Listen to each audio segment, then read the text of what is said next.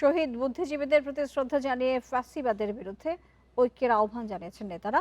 সকালে মিরপুরের শহীদ বুদ্ধিজীবী স্মৃতিসৌধে দেশের সূর্য সন্তানদের ফুল দিয়ে শ্রদ্ধা জানান বিভিন্ন রাজনৈতিক দলের নেতাকর্মী এবং বিশিষ্ট জনেরা। পরে বিএনপি মহাসচিব মির্জা ফখরুল ইসলাম আলমগীর বলেন, নির্বাচনকে সামনে রেখে ওসমান হাদির উপর হামলার মতো আরও ঘটনা ঘটতে পারে, আর এই হামলাকে নির্বাচন বিরোধী ষড়যন্ত্র হিসেবে আখ্যা দেন এনসিপির আহ্বায়ক নাহিদ ইসলাম।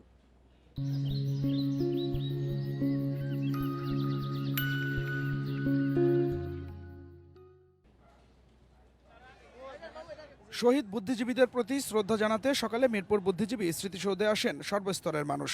বিভিন্ন রাজনৈতিক, সামাজিক ও সাংস্কৃতিক সংগঠনের নেতাকর্মী, বিশিষ্ট জনসহ সব শ্রেণী পেশার মানুষ স্মৃতিসৌধের বেদিতে ফুল দিয়ে শ্রদ্ধা জানান। সকাল ৯টার দিকে বিএনপির পক্ষ থেকে শ্রদ্ধা জানান দলের মহাসচিব মির্জা ফখরুল ইসলাম আলমগীর। বলেন, যে কোনো মূল্যে দেশের স্বাধীনতাকে রক্ষা করবে বিএনপি।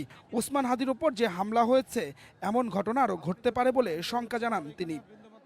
স্বপ্ন দেখছে মানুষ একটা নির্বাচনের মাধ্যমে একটা গণতান্ত্রিক বাংলাদেশ নির্মাণ করবে। সেই সময় আবার নতুন বাংলাদেশের শত্রুরা এই হত্যাকাণ্ডে মেতে উঠেছে। এরপর জাতীয় নাগরিক পার্টি, জাতীয় পার্টি, বিপ্লবী ওয়ার্কার্স পার্টি সহ বিভিন্ন রাজনৈতিক দলের নেতাকর্মীরা শ্রদ্ধা জানান। সবার কণ্ঠে ছিল স্বাধীনতা অক্ষুণ্ণ রাখার প্রত্যয় ও ফ্যাসিবাদের বিরুদ্ধে ঐক্যের আহ্বান। সর্বাত্মকভাবে দেশ বিরোধী ষড়যন্ত্রে লিপ্ত হয়েছে এবং তাদের বিরুদ্ধে গণপ্রতিরোধ প্রয়োজন, সরকারের জায়গা থেকে কঠোর অবস্থান প্রয়োজন। রাজনৈতিক ভিন্নতা থাকা সত্ত্বেও এই প্রশ্নে আমাদের নতুন করে জাতীয় ঐক্য আজকে গড়ে তোলা, সম্মিলিত উদ্যোগের মধ্য দিয়ে আমরা যাবতীয় অপশক্তিকে আমরা মোকাবেলা করব। সরকার প্রথম থেকেই দেশটাকে দুভাগ করে এক ভাগকে কাছে রেখেছে, আরেক ভাগকে দূরে ঠেলে দিয়েছে। দূরে ঠেলে দেওয়ার নীতি কখনো রাষ্ট্রকে শক্তিশালী করতে পারে না। নেতারা বলেন, আসন্ন জাতীয় নির্বাচন বানচালের ষড়যন্ত্র চলছে। এ বিষয়ে সবাইকে সতর্ক থাকতে হবে।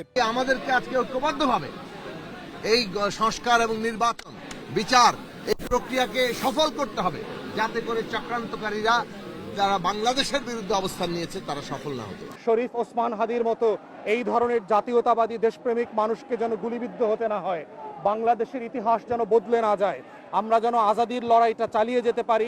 দেশবিরোধী চক্রান্ত প্রতিহত করে ঐক্যবদ্ধভাবে সংস্কার এবং নির্বাচন প্রক্রিয়াকে সফল করার আহ্বান জানান নেতারা।